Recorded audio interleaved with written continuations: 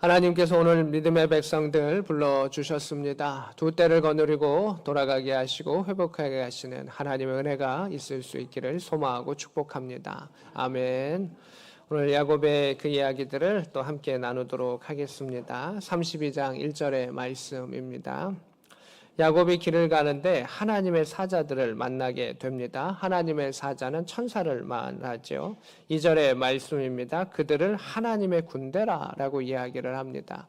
성경에 보면 천사들이 여러 역할을 하는데 야곱은 두 가지 역할을 하는 것을 천사들을 만나게 됩니다. 야곱이 두 번의 천사들을 만나게 되는데 첫 번째는 어디서 만났을까요? 하나님의 얼굴을 보았던 하나님의 집이었던 베델에서 만나게 됩니다. 그때 천사들은 무슨 역할을 합니까? 기도를 담아가지고 금향로에 담아서 하나님께 올려드리는 그 역할들을 행하죠. 이게 천사들의 역할입니다. 기도를 하나님께 전달하는 그 역할들, 우리를 살피고 기도를 전달하는 그 형편을 전달하는 역할들을 천사들이 하고 있습니다. 또 하나의 역할은 오늘 본문 가운데 나타납니다. 그 역할은 무엇이냐면 천사들이 하나님의 군대로서, 하나님의 무리로서, 하나님의 때로서 믿음의 백성들과 그 땅을 지키는 역할을 한다는 겁니다. 이 땅의 대한민국은 대한민국 군인들이 그것을 지키지만 하나님께서 온 우주 만물을 지키시는데 천사들을 통해서 보호하시고 지키신다라고 하는 것이 오늘 성경 가운데 나와 있습니다. 그것을 본 겁니다. 야곱은 그것을 본 겁니다. 그리고 그 야곱이 지금 그 땅을 들어오면서 드디어 내가 고향으로 왔구나라고 하는 것을 보게 됩니다. 그 고향의 경계 가운데 하나님의 군대가 있었고 하나님의 군대가 지키시는 그 모습을 통해서 내가 우리로 말하면 자유대한민국의 품으로 내가 돌아왔구나라고 하는 그 마음처럼 이 천사들을 보면서 야곱은 그러한 마음을 느꼈던 것을 보게 됩니다. 우리를 지키시는 하나님의 역사, 그 천사들의 역사를 그는 보게 되었습니다. 이제 하나님이 지키신다라고 한 것을 느끼면서 돌아오게 됐는데 문제가 있습니다. 3절의 말씀입니다. 지금 형 에서는 아버지 집에 있지 않고 형 에서가 어디 있나 살펴보니까 세일 땅에 있습니다. 세일 땅은 이 에돔이라고 하는 그 땅은 광야 황무지의 땅입니다. 이곳 가운데는 주로 무역을 하는데 무역하는데 그 안에 중개 수익을 얻기도 하고 사냥을 하면서 이 사람들이 살아갑니다. 그래서 이 에서는 자신이 받은 축복대로 이 고향 땅에 있는 것이 아니라 나와가지고 살아가고 있는 그 모습을 보게 됩니다. 근데 아버지 이삭이 있는 집으로 이스라엘로 바로 들어가면 되는데 그는 굳이 그 옆 동네였던 에서에게 사람을 보내가지고 에서를 찾아가는 그 일들을 하는 겁니다. 왜냐하면 에서가 받아주지 않으면 자신이 그 고향으로 돌아가는 것이 아무 의미가 없기 때문입니다. 이게 지금 그의 상황입니다. 근데 더 큰 일이 있습니다. 야곱이 집을 떠났을 때, 너 집에 떠나서 저 삼촌의 집에 가서 배우자를 얻고 해봐. 너 지금 형이 널 죽이려고 하는데 너 가야 돼. 내가 이제 앞으로 이제 형의 감정이 며칠 만에 수그러지면 너 부를게. 라고 아들을 보냈었던 그 엄마 이름이 누구죠? 리브가입니다. 지금 리브가는 살아있을까요? 죽었을까요? 죽었을 가능성이 상당히 많습니다. 나중에 뒤에를 보면 이제 라헬이 애를 낳다가 죽음을 당하는데 거기 이제 베들레헴에 묻히게 되고 나중에 가족들이 이렇게 묻히게 될 때 이미 리브가의 그 죽음이 그 안에 묘사가 되어 있죠. 지금 야곱은 너무나 큰 그의 기도의 친구였고 기도의 사람이었던 어머니의 부재 가운데 돌아온 겁니다. 그러니까 성경을 이렇게 생각해보고 상상해보면 어머니가 돌아가셨을 때조차도 야곱은 고향으로 돌아와서 그 어머니의 그것에, 어머니의 묘지에, 어머니의 일들 가운데에 그 장례를 치르지 못했을 가능성이 상당히 많습니다. 그것이 야곱의 상황이었었습니다. 20년을 떠나가 있었고 돌아와라 라고 하는 어머니의 소식만, 그 사인만 기다리고 있던 그 야곱 가운데 이제 어머니는 돌아가셨습니다. 이제 아버지는 너무 나이가 들어가지고 무엇을 하실 수 있는 그런 상황이 아닙니다. 이제 형에게 절대적으로 의존할 수밖에 없고 형이 받아주지 아니하면 중재해 줄 사람이 없습니다. 어머니가 에서야 너 동생 20년 동안 수고했는데 이제 좀 용서해 주렴 이 말을 해줄 어머니가 없었고 자신을 위해서 잘했구나 수고했구나 라고 했었던 그 어머니의 부재 가운데 야곱은 돌아오게 되었습니다. 리브가는 얼마나 멋진 사람이었었습니까? 그가 결혼을 하려고 했을 때 낙타를 먹이고 너 집으로 돌아가겠냐, 이 사람의 집으로 가겠느냐라고 했을 때 주저함 없이 나 따라가겠습니다. 하나님이 역사하시고 인도하셨으니 나 따라가겠습니다. 그래서 대적의 성문을 취하는 그 축복을 받으면서 돌아왔었던 그 리브가, 그 안에 자식을 위해서, 남편을 위해서 수고하고 있었던 그 멋진 리브가, 당당했었던 리브가가 먼저 떠남을 그렇게 받게 되었었습니다. 그러한 상황들 가운데 야곱은 형에게 사람을 보내서 이야기합니다. 4절의 말씀입니다. 이제 야곱의 자세는 참 많이 다릅니다. 형을 형이라고 부르지 못합니다. 그러면서 형을 주라고 하는 극존칭을 하면서 형을 부르는 것을 보게 됩니다.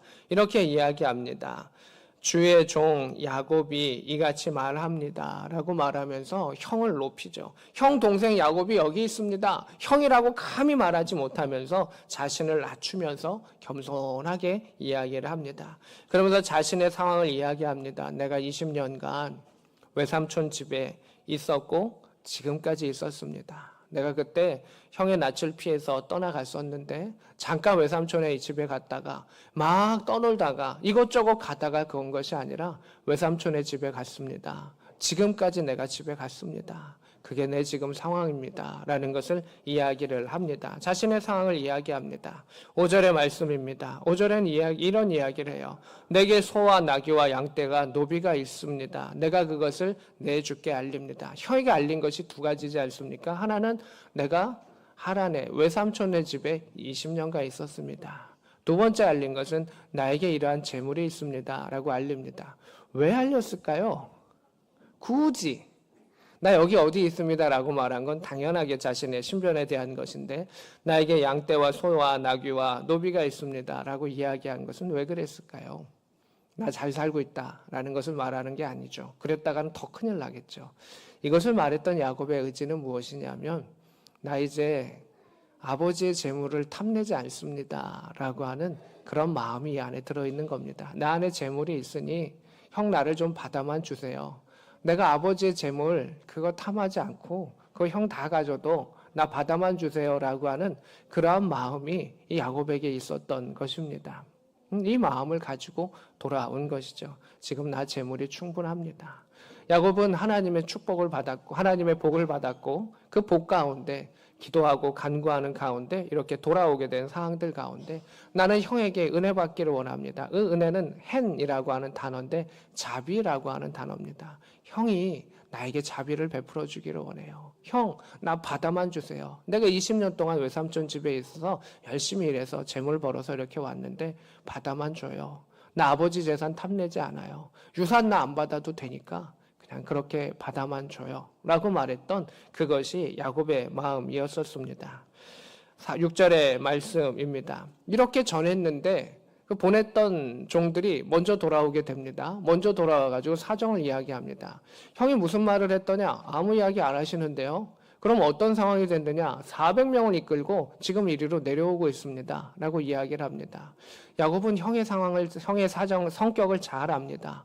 형은 행동에 앞서는 사람, 때로는 잔인한 사람, 때로는 흉폭하는 사람, 감정이 앞서는 사람이라는 것을 야곱은 잘 알고 있었습니다. 그래서 야곱이 그 내려온다는 이야기를 듣고 7절의 말씀을 보면 그의 마음은 어떠합니까? 심히 두렵습니다.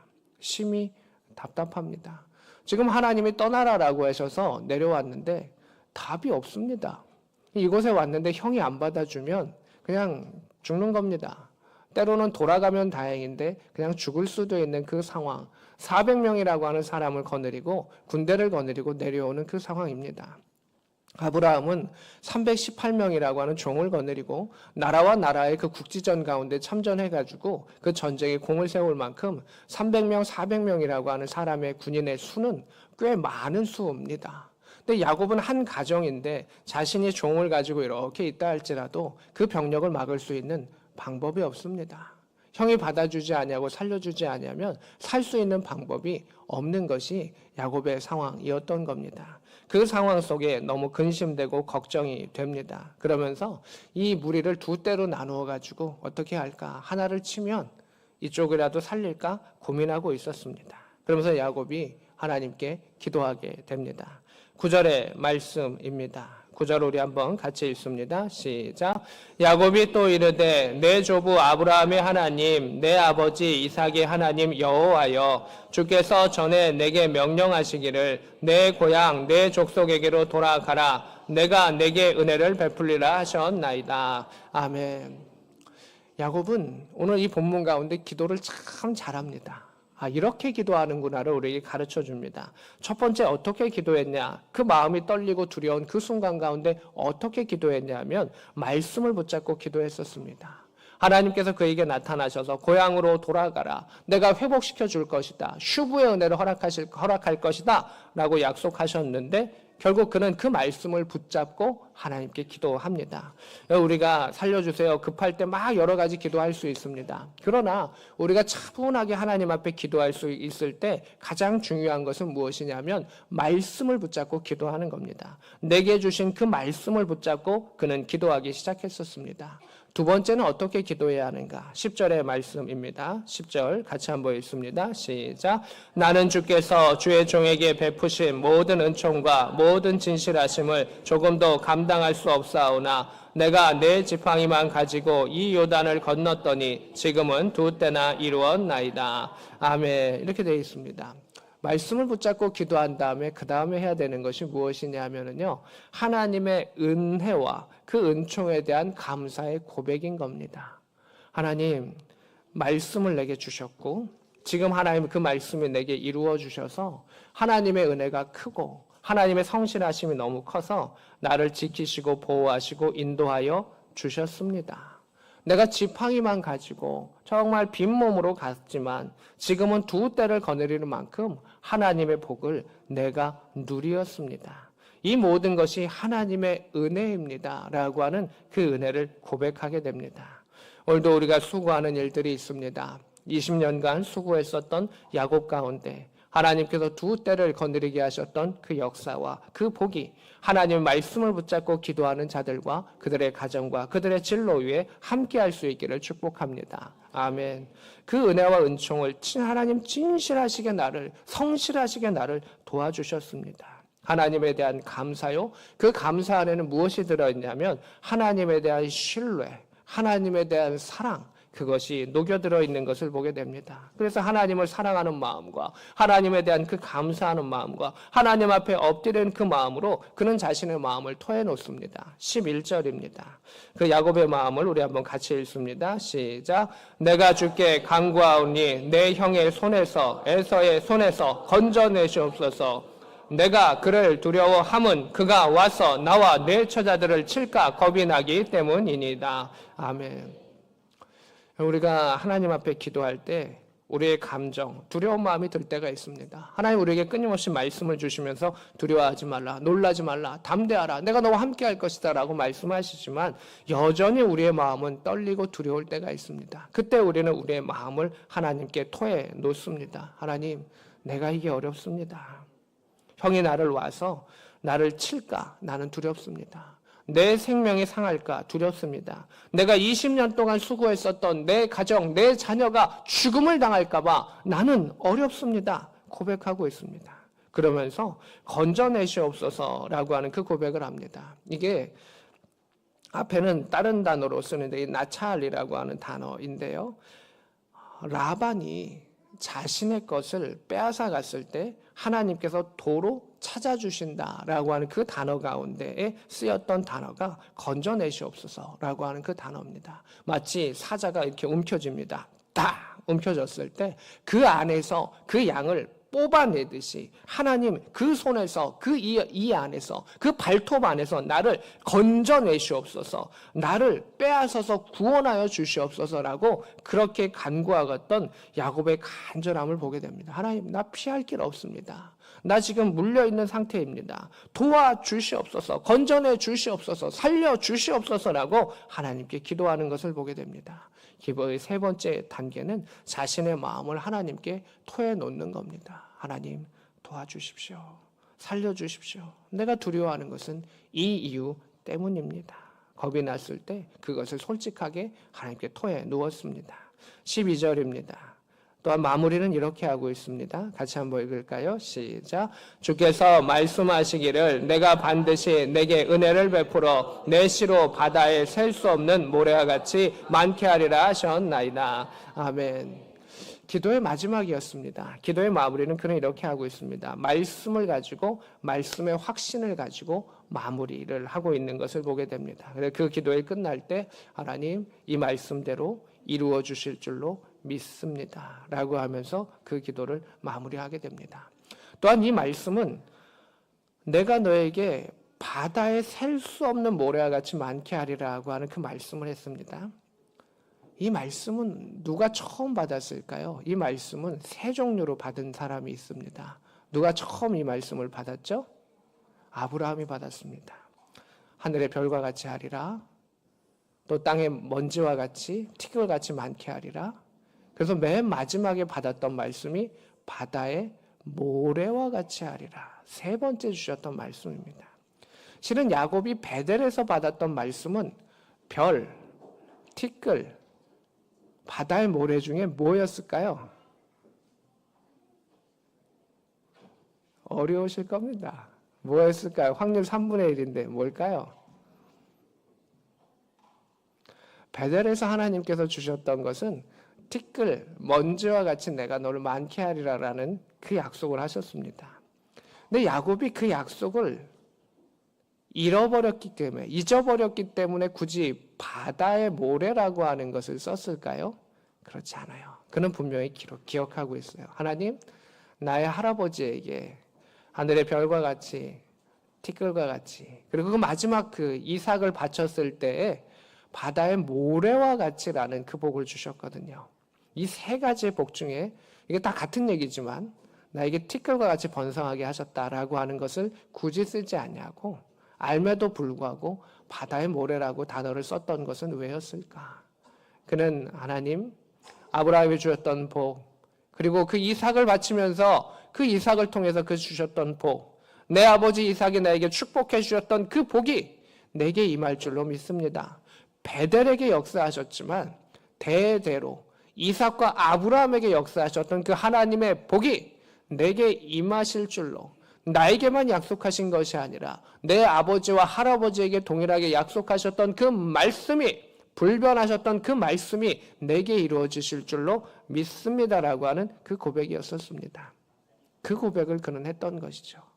야곱의 기도와 야곱의 신앙의 핵심은 무엇이냐면 자신에게 당대에 주어졌던 하나님의 말씀뿐만이 아니라 자신의 아버지와 자신의 할아버지에게 주어졌던 그 복의 말씀을 그는 기억하고 있었습니다. 그리고 그 말씀을 품으며 그는 하나님께 기도했었고 그 기도의 마무리를 함을 통해서 하나님께서 그 기도를 들어주셨던 것을 보게 됩니다. 우리는 당대의 기도로 끝나는 자가 아닙니다. 어머니와 아버지의 그 기도 가운데 살아가는 겁니다. 또한 오늘 본문 가운데 리브가는 살아있지 아니하고 이삭은 노쇠하 있고 아브라함도 하나님의 부름을 받았지만 그들에게 주셨던 하나님의 복은 변하지 않았고 또 그들이 하나님께 올려드렸던 그 기도는 여전히 천사들을 통해 하나님 앞에 상달되어 있다라고 하는 것입니다. 믿음의 후대로서 야곱은 그것을 기억했었고 그것을 붙잡았었고 그 마무리를 그렇게 기도하는 겁니다. 나의 아버지, 나의 어머니에게 해주셨던 그 복 그리고 그들이 쌓았던 그 기도 하나님의 약속 가운데 나는 하나님의 그 약속을 믿습니다 라고 하는 그 고백을 행하는 겁니다. 오늘도 우리 주일학교 아이들이 성경학교를 끝나고 이렇게 특송을 이렇게 준비하고 있는데 귀한 시간들입니다. 부모가 또한 선생님이 믿음의 선배들이 그들을 위해 기도했던 그 축복들은 다 사라지지 아니하고 계속해서 대대로 남아있는 것입니다. 그 말씀을 기억했던 자들을 통해서 그 말씀을 붙잡고 기도하는 그 기도를 통해서 하나님은 오늘도 야곱에게 역사하셨던 것처럼 동일하게 우리에게 우리의 후손들 가운데 역사하여 주실 줄로 믿습니다. 아멘. 이렇게 기도를 한 후에 13절입니다. 그는 밤을 셉니다. 밤새 기도하고 걱정하고 어려움 가운데 있습니다. 이제 어떻게 해야 되는가? 형 에서에게 예물을 보내게 됩니다. 그래서 무려 여기 이제 뭐 암염소가 200마리, 그다음에 숫염소가 20마리, 암양이 200마리, 순양이 20이요, 전나는 낙타가 30이요, 암소가 40이요 이렇게 되어 있습니다. 제가 여러분들을 위해서 쭉 한번 다 세드렸습니다. 550마리입니다. 엄청난 그것을 이렇게 선물로 줍니다. 이렇게 선물로 줄 만큼이면 그가 두 떼를 거느렸을 때 얼마나 많은 하나님의 복을 주셨는가를 알 수가 있습니다. 그래서 이 550마리를 세 떼로 나누어서 첫 번째, 두 번째, 세 번째 떼를 지어서 이렇게 가게 되고, 이것은 당신의 동생 야곱이 이렇게 당신께 드리는 겁니다 라고 이야기를 합니다. 20절입니다. 너희는 말하기를 주의 종 야곱이 뒤에 있다 하라. 이 선물은 당신에게 드리는 것인데, 여기서도 감히 동생이라고도 말 못하죠. 당신의 종인 야곱이 뒤에서 따라오면서 당신에게 먼저 선물을 드리는 겁니다. 야곱의 마음은 이러했었습니다. 20절의 말씀을 보면 예물로 형의 감정을 푼 후에 대면하면 혹시 형이 나를 어떻게 해주리라 라는 것이죠. 받아줄 것이다. 형이 받아주지 아니하면 답이 없는 그 일들 가운데, 형이 죽이면 죽을 수밖에 없는 그 일들 가운데 물질을 먼저 이렇게 보냈었던 그 모습을 보게 됩니다. 21절입니다. 그거를 먼저 보냈습니다. 무리 가운데 밤새 기도하고 있습니다. 그러다가 그는 하나의 결단을 하게 됩니다. 22절입니다. 밤에 일어나서 두 아내와 두 여종과 11아들을 자신이 20년간 있었던 그 산물이었던 물질도 앞에 보내고, 이제 자신이 20년간에 살아있었던 삶의 목적과 목표였었던 그 가정, 그 가족들, 아내와 아이들을 먼저 이렇게 보냅니다. 그러면서 자신은 야복강 가운데 남아있는 그 모습을 보게 됩니다. 23절입니다. 그들을 인도하여 시내를 건너게 하며 그들의 소유도 건너가게 하였다. 24절입니다. 야곱은 홀로 남았다라고 말합니다. 어떤 사람은 이 말씀을 보면서 뭐 이렇게 다양하게 해석을 합니다. 어떤 해석이 더 맞는지는 천국에 가서 봐야 되죠. 야곱 너무 비겁하다. 어떻게 가족들까지도 다 앞세우고 넌 맨 뒤에 있냐라고 생각할 수도 있습니다. 그러나 또 기도의 부분으로 본다면 그는 지금 다 보내고 홀로 남아서 하나님만을 주목할 수밖에 없는 그 시간을 갖는 겁니다. 기도의 씨름을 가질 수 있는 시간밖에 없습니다. 하나님, 내게 눈에 보이는 이 자녀들, 내 아내와 이 모든 것들 다 보낸 후에 오로지 하나님 앞에 기도할 수밖에 없었던 야곱의 절대적인 그 시간들을 우리는 보게 됩니다. 근데 그 순간에 어떤 사람이 와서 야곱과 씨름을 합니다. 이 씨름이라고 하는 뜻은 붙잡다라고 하는 그 뜻을 가지고 있습니다. 야곱을 붙잡고 야곱도 그 사람을 붙잡는 그 일들이 있죠. 25절입니다. 자기가 야곱을 이기지 못함을 보고 허벅지 관절을 쳤다라고 이야기를 합니다. 이게 무슨 생각이냐면 그 사람과 밤새 씨름을 하고 있고 이제 그가 가려고 하는데 야곱이 놓아지지 않고 계속 따라오니까 그 허벅지 관절을 탁 쳤다라고 하는 것을 볼 수가 있습니다. 26절입니다. 날이 새려고 하니 나를 보내달라라고 이야기합니다. 지금 고관절을 쳤습니다. 옛날 성경 안에는 이 뼈를, 이 고관절을 뭐라고 해석했는지, 뭐라고 번역했는지 여러분 혹시 기억하십니까? 야곱하면 떠오르는 뼈가 있죠. 무슨 뼈일까요? 환도뼈입니다. 이 환도뼈는 이게 우리나라식으로 또는 군인식으로 해석을 한 겁니다. 환도는 칼입니다. 칼. 환도. 무슨 칼에? 환도라고 하는 칼의 뼈. 이게 무슨 뜻이냐? 이 허벅지 이쪽에다가 옛날 군인들은 칼을 찼습니다. 그곳에 칼을 차는 위치였기 때문에 옛날 한국 성경은 환도뼈라고 이야기해서 환도라고 하는 칼을 차는 그러한 위치에 있는 뼈. 근데 우리식으로 말하면 고관절인 겁니다. 그래서 오늘날은 이걸 쉽게 해석하기 위해서 허벅지 관절, 엉덩이와 이 허벅지가 이어지는 그곳의 고관절을 이렇게 이야기하는 겁니다. 근데 이 천사가 그 뼈를 쳐버린 겁니다. 야곱이 계속해서 쫓아오면서 자기를 붙잡고 있으니까 살려달라, 도와달라라고 말하면서 이렇게 하니까 그 사람을 뿌리치려고 그 환도뼈를 쳐버린 겁니다. 그러면서 날이 새려고 한다라고 말합니다. 여러분, 천사는 낮에는 활동 안 합니까? 옛날 전설의 고향 보면 닭이 이렇게 울면 귀신들이 도망을 갑니다. 빛이 오면 싫어하기 때문에 그러했었습니다. 그러나 성경적으로 보면 귀신도 막 낮이든 밤이든 활동을 하고요. 또 천사들도 낮이든 밤이든 24시간 활동을 합니다. 나로 지금 낯이 밝으면 떠나가게 하라라고 하는 것은 이제 너 가야 된다.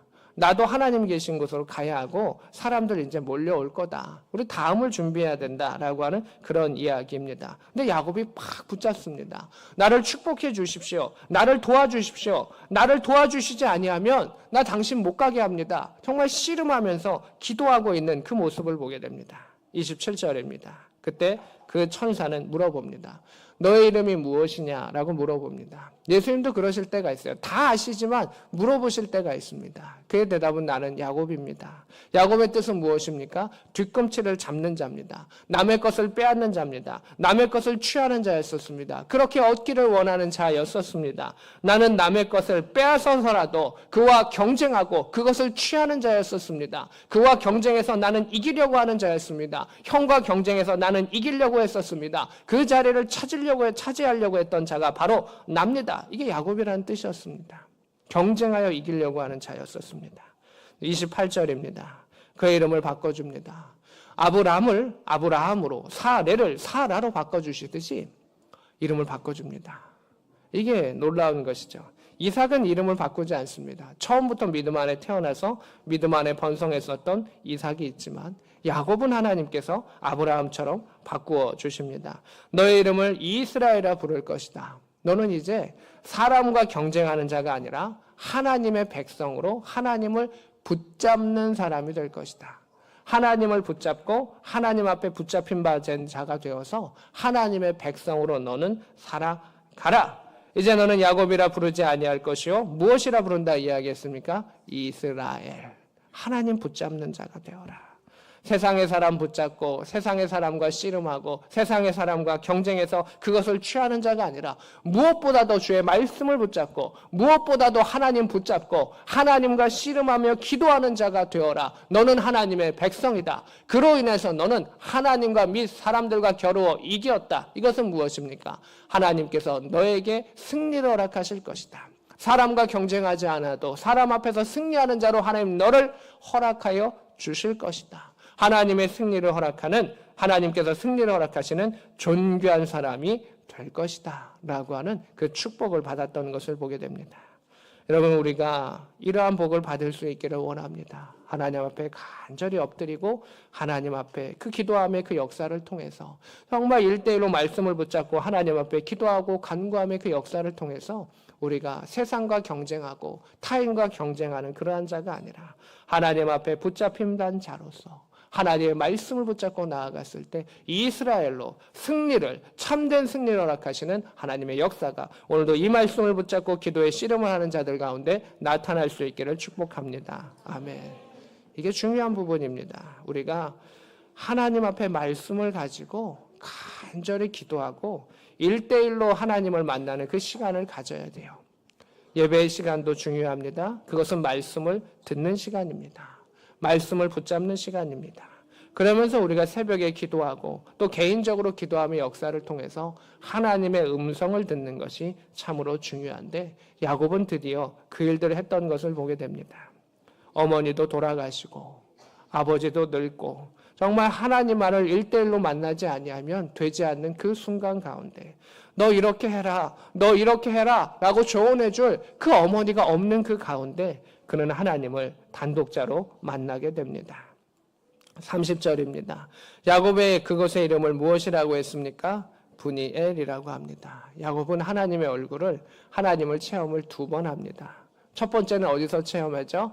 벳엘에서 체험합니다. 두 번째는 어디서 체험하죠? 브니엘에서 체험합니다. 그 하나님의 얼굴을 만나는 것이고 그 아침 해가 돋았을 때와 같은 그 빛난 하나님의 영광을 기도하는 자 가운데, 엎드리는 가운데, 특별히 하나님 도와주십시오 라고 기도했던 그 가운데 하나님을 만났던 것을 보게 됩니다. 오늘 우리가 겸손하게 하나님에게 엎드릴 수 있기를 원합니다. 하나님 도와주십시오. 처음 떠날 때도 그 고백 가운데 하나님 함께 하셨고 두 때를 거느리고 돌아오는 그 가운데도 하나님 도와주십시오 라고 말했을 때 하나님께서 사람의 마음을 바꿔주시고 환경을 바꿔주시고 모든 것을 변화시키고 승리케 하시는 하나님의 역사가 있었습니다. 오늘도 하나님 앞에 기도하고 말씀을 붙잡고 나아가는 자들 가운데 야곱이 아니라 이스라엘로 하나님의 참된 승리를 경험할 수 있는 이 말씀을 붙잡는 모든 자들 될 수 있기를 우리 구주 예수 그리스도의 이름으로 축복합니다. 아멘. 우리 이 시간에 말씀 생각하면서 함께 기도하기를 원합니다. 같이 기도하겠습니다. 하나님 아버지, 하나님께서 우리의 길을 열어주시고 인도하여 주셨음을 바라봅니다. 오늘도 주께서 두 때를 거느리게 하실 그 하나님의 은혜를 바라보며 나아가며 두 때를 거는 후에도 또 하나님께서 온전하게 뿌리내리게 하실 그 일들을 바라봅니다. 우리가 부모님들의 기도와 기도하는 자들의 기도와 먼저 우리에게 말씀을 전했던 목사님들과 믿음의 선배들의 기도 가운데 그 기도가 쌓여서 우리가 있습니다. 앞으로도 하나님 주셨던 말씀과 그 은혜를 사모하며 감사함으로 살아가게 하여 주셔서 믿음 안에 뿌리 내리며 담대하게 하시고 하나님을 붙잡으며 하나님 앞에 붙잡힌 바 된 믿음의 백성 이스라엘이 되게 하여 주시옵소서. 오늘도 주님을 바라봅니다. 믿음의 일들 가운데 바라봅니다. 역사하시고 인도하시고 치유하여 주셔서 하늘의 일들을 경험할 수 있는 복의 사람들이 되게 하여 주시옵소서. 그 길을 열어 주시옵소서. 그 길을 형통케 하여 주시옵소서. 하나님 아버지 감사합니다.